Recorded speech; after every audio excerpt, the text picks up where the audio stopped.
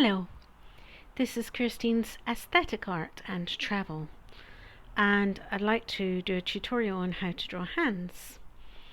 Hands is something that people find really scary, and I admit I did myself. In fact, I used to draw pictures of people with their hands tucked in their pockets or behind their backs just to stay away from them when I was about 16, 15, something like that.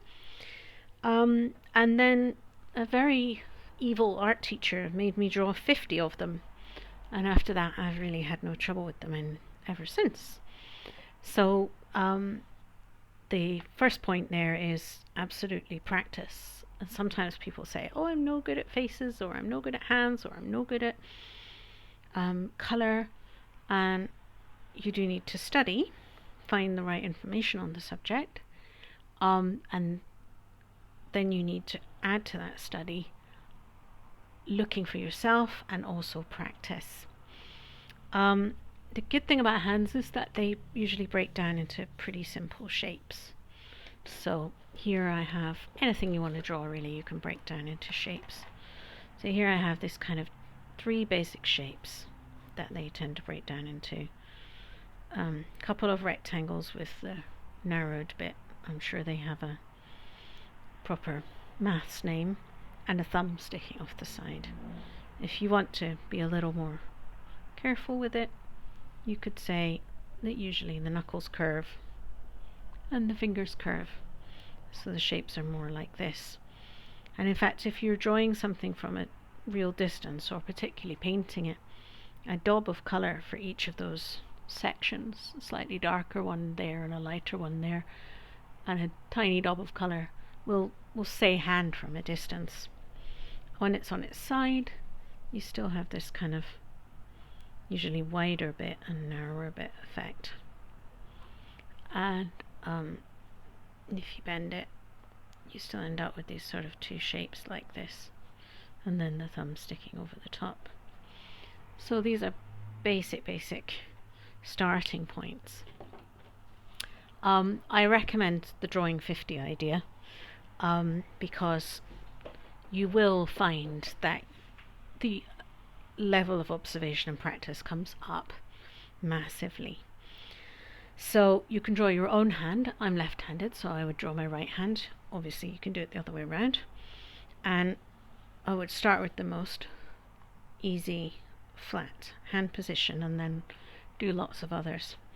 So if I'm going to start with the easy flat hand position, then I just make 2 very basic shapes.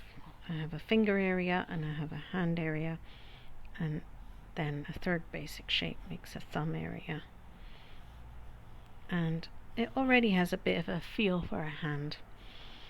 And then I'm going to add a slight curvedness to where each of these fingers parts, and a slight curve to the end.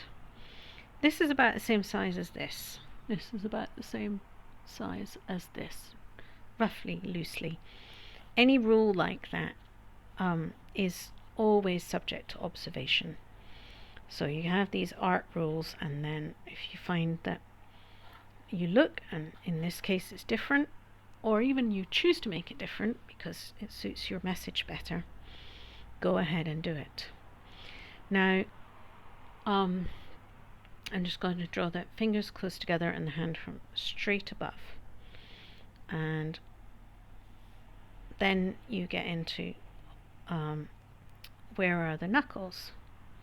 So there's knuckles sort of on this kind of line. So this line is the gaps between the fingers. This line is the knuckles. Where are the next joint?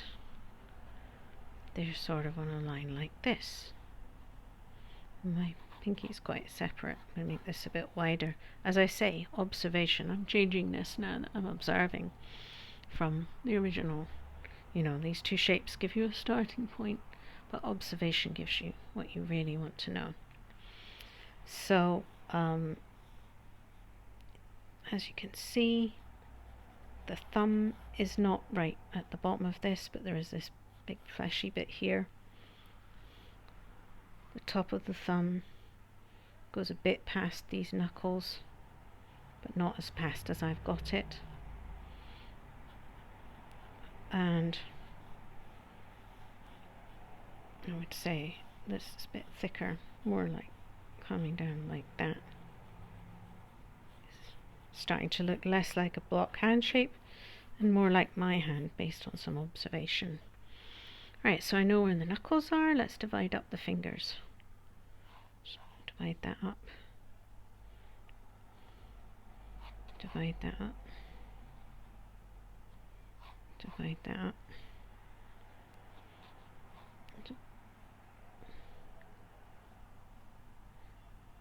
Yeah, I think they've made these a bit narrow.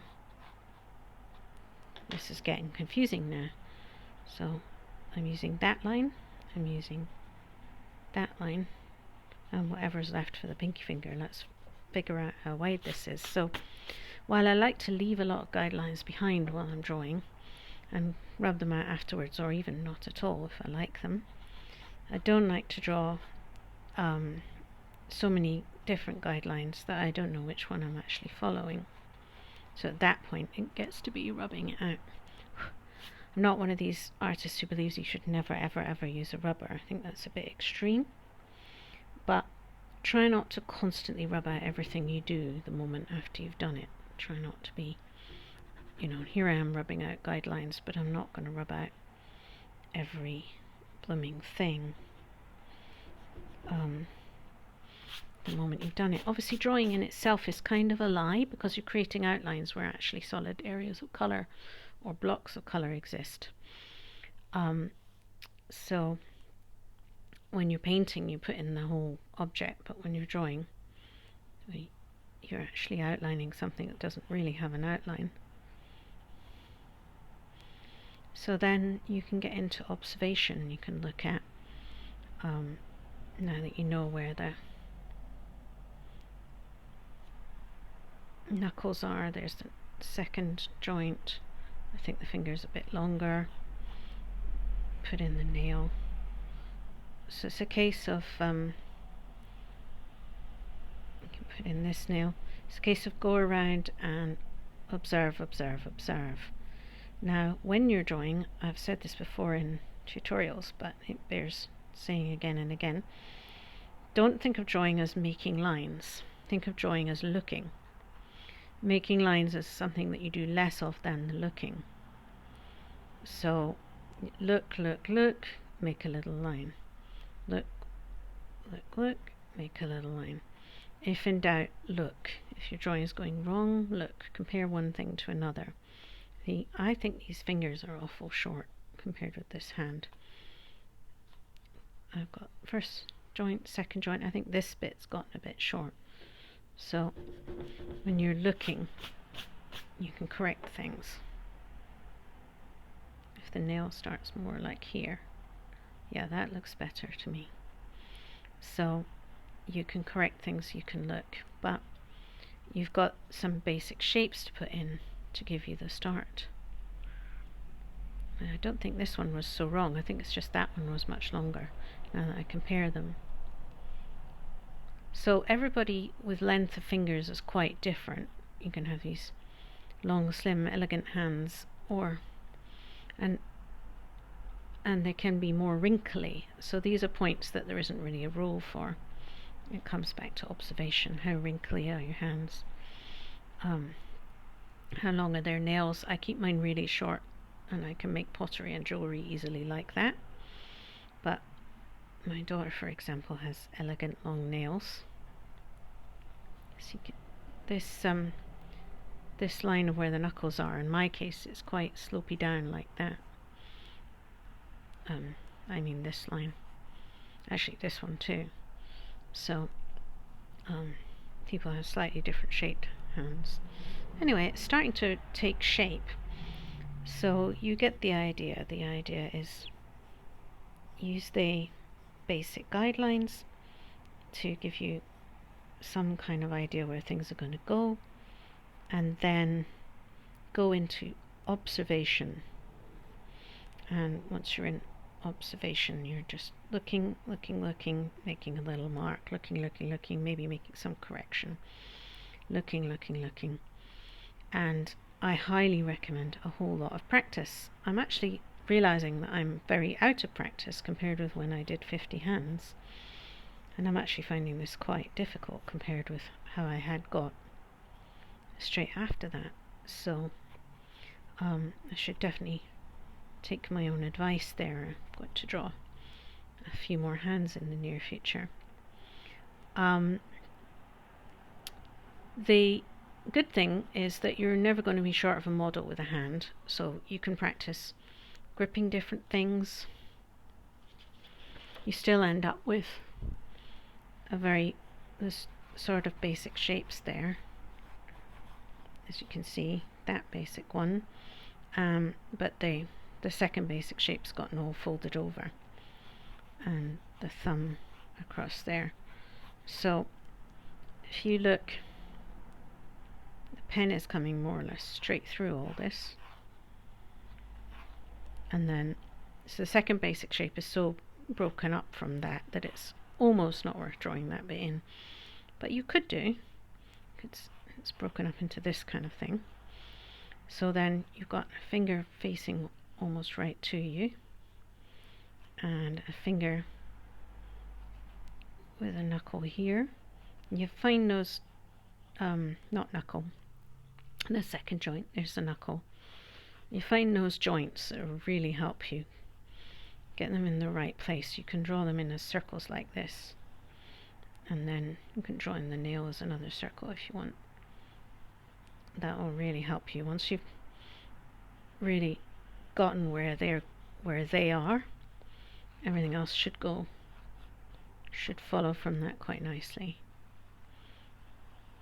So this one's tucked in next to that one, and the nail is about here. You can see it taking shape right away, starting to look like it's gripping, because even though it's still made of basic shapes, no shading, no detail. But there's the back of the pen. So yeah, you can draw your hand holding all sorts of different things in different positions, and get the knuckles in, get the other joints in too, and they'll tell you this big muscle at the back of the thumb here. Don't underestimate how big your jaw opening muscle. It's a great big thing that comes down there. You can see that it comes right up to my fingers where they're gripping. And this is pointing towards the camera. This is what's called foreshortened. It makes it look short because it's coming towards you. And then these ones, not so much. Even when these are stretched right out, I still have lines because of my age or because they're bent so much of the time. Got some lines on my palm and they help to make it feel more 3D. Obviously you could shade it as well. If you're going to shade it, you're going to have dark areas coming on in here, and very much dark area in here, which helps with you realize that it's foreshortened as it comes towards you. Darker on there than it is on this bit. Very much darker in the cracks, of course. So yeah, just to summarize that, the tricks are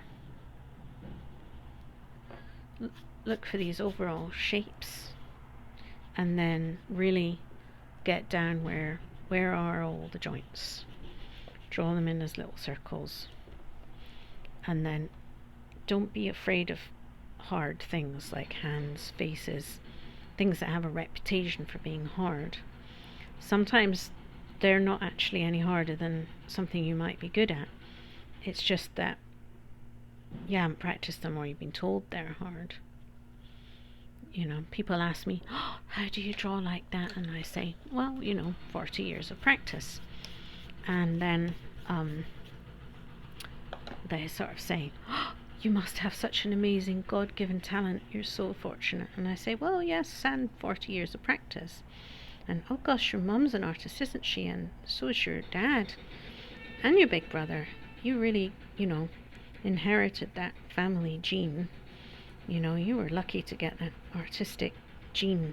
And I say, well, yes, certainly I was, but, you know, 40 years of practice. And they say, gosh, yeah, I sure wish I had that talent. And it's kind of like, yeah, I'm sure you do wish that. Good, on you go. Clearly not going to listen to this thing about 40 years of practice. So the corollary of that is that people do 6 hours of drawing and then say, oh, I'm no good, I tried it once. And I don't have any talent. No, of course you're talentless. I was talentless after 6 hours of drawing, you know. I'm still probably talentless compared to someone who's done more hours than me. And I'm certainly still learning. So don't give yourself a hard time if you start drawing terrible hands at first, or indeed if you have a certain subject that you're terrible at. Just find good resources, good drawing books, good tutorials, good whatever you can find. Look over them. Abandon the ones that you don't like, that don't suit you. Not the same textbook's not good for everyone. And then once you've figured out the how, it's observation and practice. And there's pretty much, you could even skip the good books, good tutorials part if you needed to, because most of what you need to see you can figure out by observation anyway. Although I do recommend looking at other artists and good materials. Okay, so there we go. That's the beginnings of how to draw hands. We looked at the basic shapes, we drew a flat one, and then we drew one gripping something, and it was find out how to do, this applies to all art forms basically, find out how to do it, and then have a good look, make sure you're looking all the time. Drawing is observation, and then practice what you've learned. Thanks very much. Please do like and subscribe. Also hit the bell for notifications, and you can comment and ask me any questions you like about art, and I'll do my best to answer. I hope this was helpful. Goodbye.